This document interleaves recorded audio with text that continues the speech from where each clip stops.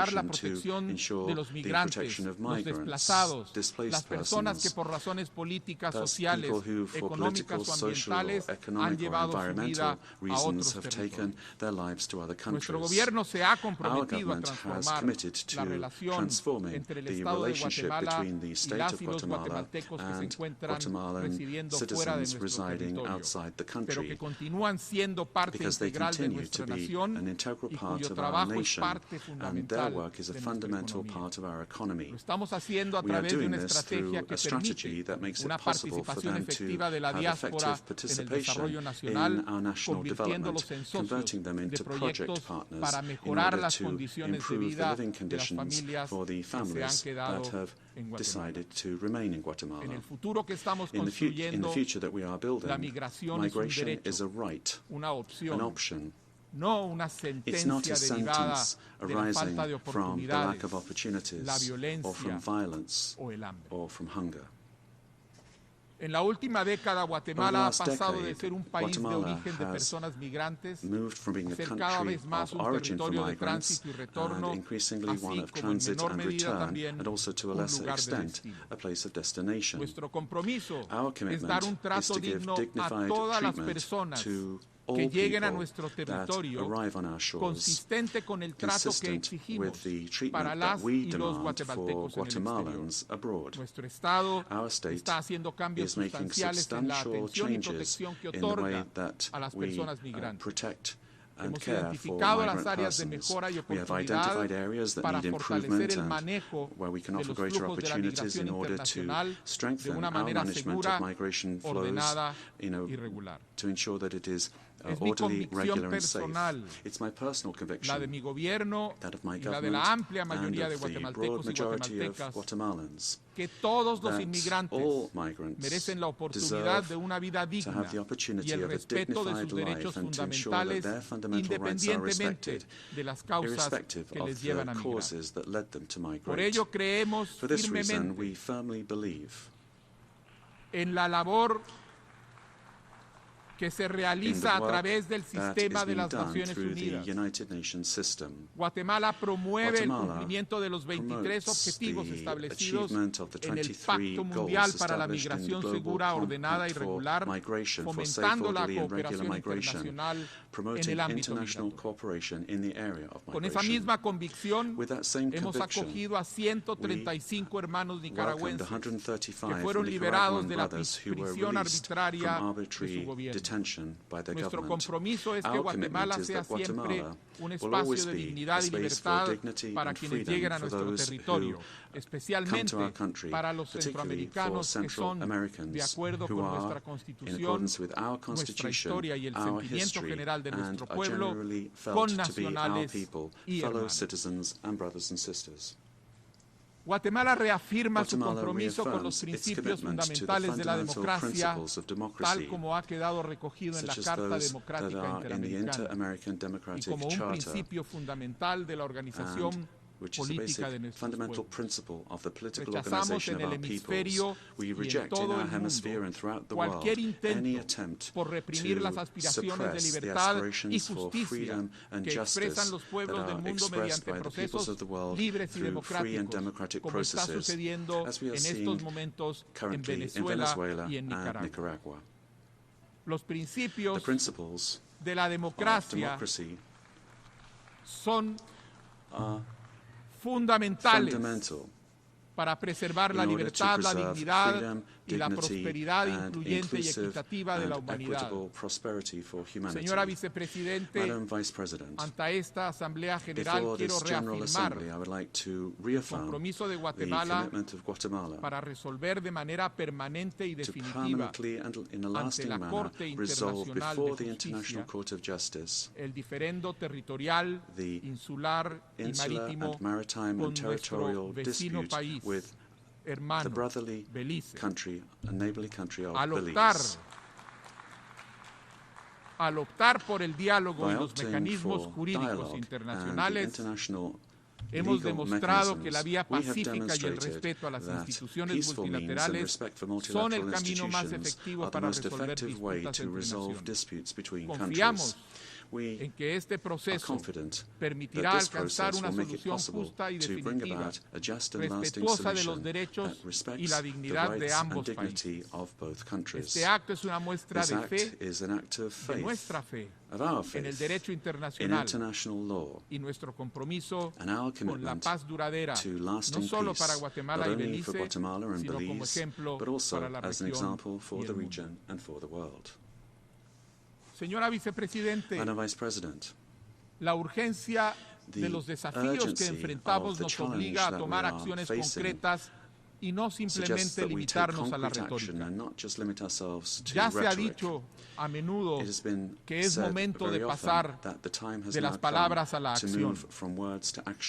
Los conflictos y la migración en Centroamérica son alimentados por lo que consideramos el más urgente desafío global: la crisis climática. Una crisis que pone en riesgo a nuestros sistemas, a nuestra economía, a nuestra alimentación, a nuestra supervivencia misma. Estamos en un momento crítico para salvaguardar la generación presente y a las futuras. El cambio climático es una realidad devastadora que afecta a la humanidad, que nos afecta hoy, pero que tendrá consecuencias catastróficas para el futuro.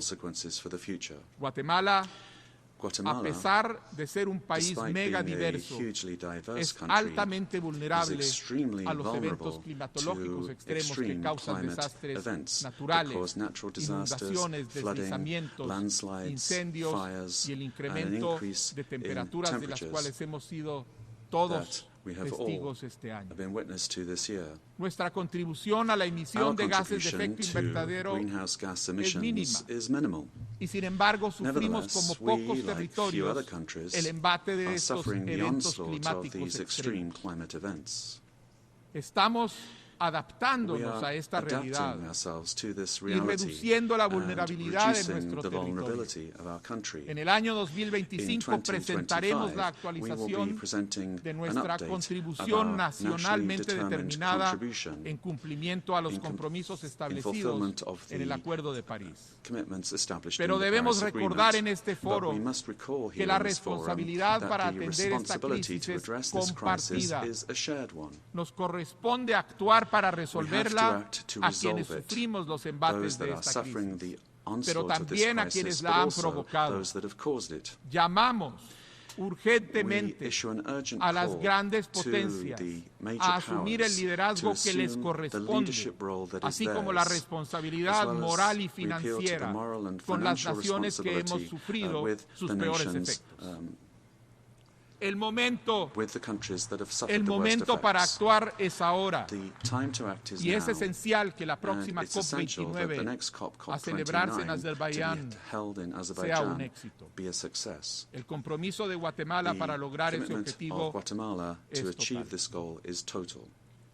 Estimados amigos, señora Vicepresidente, Guatemala está cambiando, y ese cambio implica una transformación de nuestra relación con el mundo. Estamos haciendo lo que nos corresponde para contribuir a los fines de esta organización, y esta contribución nace de un compromiso normativo con los valores de paz y solidaridad global, pero también viene de un mandato democrático que nos ha sido impuesto. Nuestro pueblo tiene la convicción de que la democracia es una condición necesaria para el progreso y el bienestar. Guatemala tiene un pasado autoritario aún muy reciente, un pasado trágico que muchos de ustedes conocen.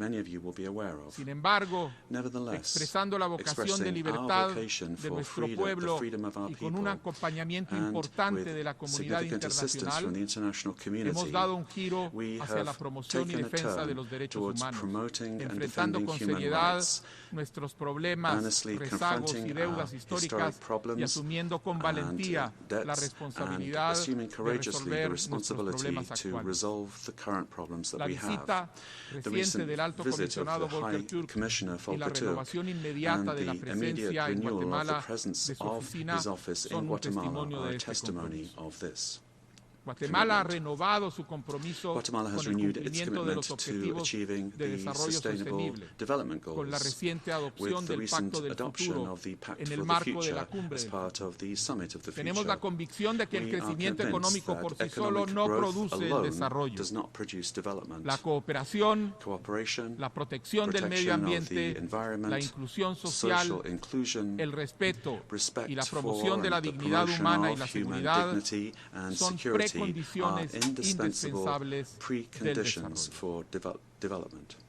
Guatemala está cambiando. Guatemala is changing, Estamos caminando and hacia un we are futuro moving más towards a equitativo, future that is more donde el equitable, desarrollo y el where progreso development llegarán a and cada progress rincón will del reach país, every corner of the country, especialmente a las particularly poblaciones the most más abandonadas, abandoned y donde sectors cada of the persona, population, sin where importar su everyone, origen, irrespective of tenga la their origin, will posibilidad have the de possibility construir una vida to build digna a y dignified plena. and full life. Esta es una This aspiración is natural a de natural todos los aspiration of pueblos. all peoples. Haremos nuestra parte We para will do conseguirla our en part to Guatemala bring this about y in colaboraremos Guatemala, para lograrla and we will donde work sea together requerido. to bring this Pero about estamos where it is haciéndolo porque needed. sabemos que el mundo está cambiando. But we're doing this because we De know that the nuestro world is esfuerzo changing. como This naciones change unidas en depends este on foro. our efforts as Depende que este United cambio Nations in this ineludible y en forum. ciernes sea It is para el unavoidable, bienestar de and it nuestros is just pueblos beginning. y It is for the nuestras well-being naciones. of our peoples Esta and era our la visión nations.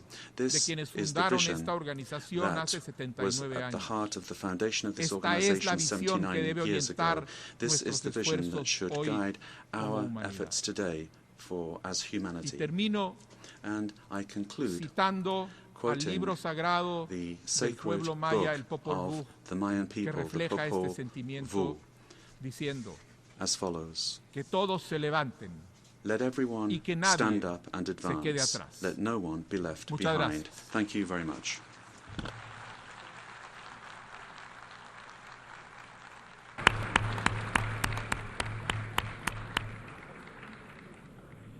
En nombre de la Asamblea, On behalf agradezco of al the Assembly, I excelentísimo wish to señor thank presidente His Excellency, de la President of the República de Republic Guatemala. of Guatemala. La Asamblea The escuchará Assembly ahora un will hear discurso de la an address excelentísima by Her señora Excellency Viola Viola Amherd, Amherd, Presidenta President de la of the Confederación Swiss Suiza. Confederation. Pido I request a protocol que acompañe a to su excelencia, escort a Her quien Excellency invito and a dirigirse invite her a la to Asamblea. address the Assembly.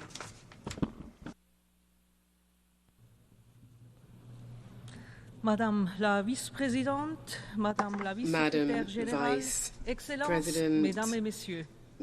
Le matin du 3 mars 2002, j'ai déposé dans l'urne un bulletin de vote sur lequel j'avais inscrit I placed a ballot paper in the ballot box on which I had written a decisive yes. From early morning, figures and projections had already been displayed on TV screens.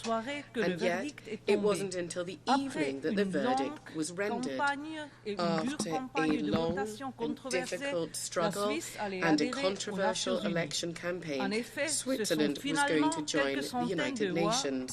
In fact, ultimately, it was just a few hundred votes in the Valais canton of my region of origin that were the decisive ones.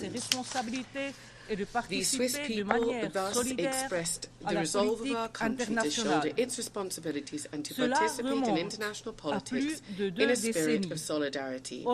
That was more than 2 decades ago. Today, I'm speaking to you just a few days away from the Swiss presidency of the Security Council. The world has changed, but not our principles. Like numerous other countries, Switzerland is increasingly concerned by worsening tensions throughout the world and the emergence of new conflicts. Unfortunately, we increasingly see gross violations of human rights and a complete disdain for internationally recognized borders. Might risks trumping the rule of law, and the use of force has considerably increased. It is only by standing together that we can confront this trend, that the great writer Charles Ferdinand Ramus described so well a century ago. I quote, "Misfortune never comes alone. They get married and have children." Devant nous se Great dressent de grands défis. Challenges face us. Guerres, catastrophes, dommages que nous infligeons à notre propre planète, ainsi que les risques, opportunités associés au progrès technologique. L'ONU, en tant que seule organisation universelle, est d'une importance centrale pour traiter ces questions. Prendre la décision de mieux travailler ensemble, indépendamment du régime politique, des structures économiques et des différences culturelles, est un commencement.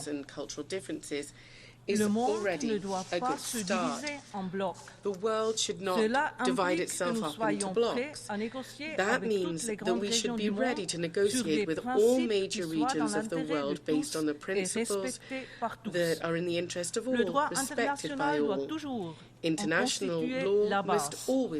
Excellences, Mesdames et Messieurs, la recherche de la paix prime sur tout et la Suisse s'y engage. And Switzerland is committed to this, standing in solidarity, faithful to its tradition of good offices, and because giving up and inaction should never be an option. Switzerland this summer brought together about 100 countries and international organizations during the high-level conference for peace in Ukraine. Our aim was to give an initial push for a comprehensive, fair and lasting peace in Ukraine based on international law and the UN Charter. We would like to reiterate our invitation to the international community to spare no effort to support concrete measures and the joint communique. Le droit international est le fondement sur lequel reposent nos efforts communs pour la paix, la sécurité et la prospérité dans le monde. Les conventions de Genève, dont nous commémorons le 75e anniversaire cette année, régissent les bases juridiques de la guerre et par conséquent la protection des civils. Cependant, les chiffres récents de l'ONU dressent un tableau désastreux de la communauté internationale. Non seulement la population et les infrastructures civiles ne sont pas suffisamment protégées, mais elles font l'objet d'attaques répétées. Nous observons des violations du droit international humanitaire du Myanmar à l'Ukraine, du Proche-Orient au Soudan. Mon pays s'est fortement engagé pour que le Conseil de sécurité adopte des résolutions de cessez-le-feu à Gaza et au Soudan notamment. Il est urgent que ces résolutions soient maintenant mises en œuvre et respectées. De même, nous appelons avec insistance à un retour immédiat à la cessation totale des hostilités de part et d'autre de la ligne bleue. Le lourd tribut payé par les populations civiles dans ces crises et conflits actuels conforte la Suisse dans sa volonté de continuer à considérer le droit international humanitaire comme une priorité absolue. Son respect est au cœur de notre engagement au sein du Conseil de sécurité. La protection de la population civile ne va pas de soi et n'est en aucun cas garantie. Nous devons lui accorder une plus grande importance dans les situations de conflit. La meilleure condition pour la protection de la population civile reste et demeure la paix. C'est dans cet esprit que mon pays s'investit dans la promotion de la paix civile et militaire.